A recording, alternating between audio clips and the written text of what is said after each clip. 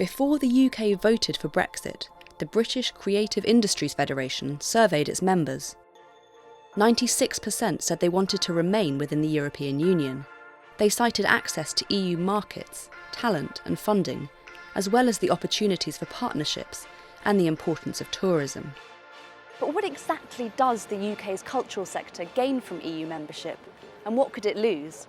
I've come to put these questions to the director of the Middlesbrough Institute of Modern Art, in a town where 65% of voters opted to leave the EU.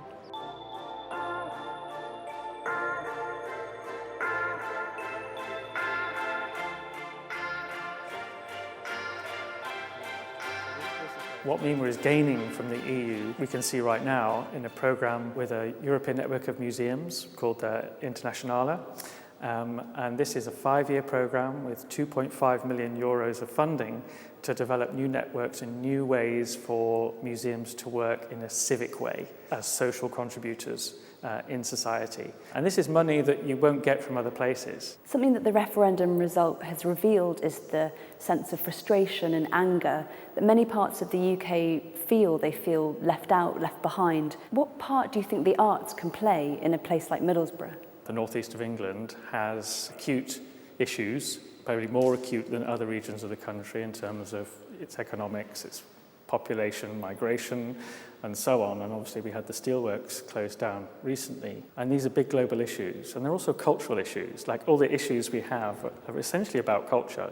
You don't choose whether you have culture or not.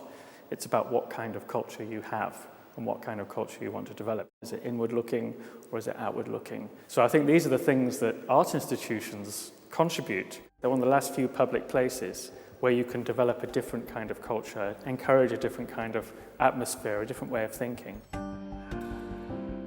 The frustrations that everybody has about the way global economics have, in a way, not listened to local communities or certain individuals or certain groups over the last 30 years or so. We all share those feelings.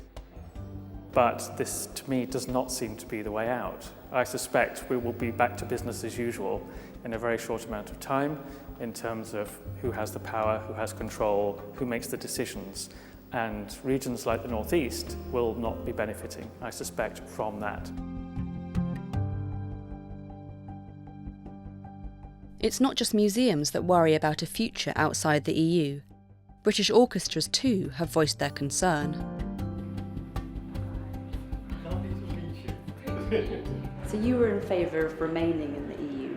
What do you think the benefits are of our membership to British orchestras? We've benefited from the fact that there haven't been any borders in relation to the free movement of people and the free movement of our orchestras across all the borders of Europe. There is ever greater need for us to earn a living by picking up gigs at festivals and in concert halls across Europe at a time when we've got a contraction in public funding here in the UK. But almost more crucial is actually the free movement of people, because our job, of course, when there's a vacancy in orchestra, is to recruit the very best musician. Many people now working in our orchestras are European citizens. Of course, many are also non-European citizens. And this is where we've got some experience of this, because we are already bringing musicians and artists in under the points-based system if they're coming from outside the EU. And we know that there's a lot of paperwork and a lot of costs for getting a visa that goes with that. Do you think there's an argument to be made that this could, in fact, this could be a positive thing, that actually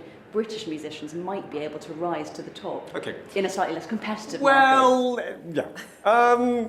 There's not very many positives that we can really find at the moment. There are two things I think that we might be able to say. One is there are indeed some directives out of the European Union that can make our life a little more complicated. For example, the noise at work regulations, which set thresholds for exposure to noise, are difficult to apply in the context of an orchestra. In terms of opportunities for British musicians, well, the British musicians have to be there in the first place. What I would say is, yes, we could certainly nurture homegrown talent to be in a position to take positions in our orchestras. But for that, the government has to invest in music education, give us the tools by which we can nurture that talent and get it absolutely job ready, then yes, But in a situation in which we have a government that, of course, is using the EBAC to prioritise STEM subjects and exclude creative subjects like music, I'm not optimistic that that is going to happen. Our focus here has been the public arts. The art market, of course, is a very different beast, one arguably more affected by the economies of China and Brazil than by Britain's relationship to the EU.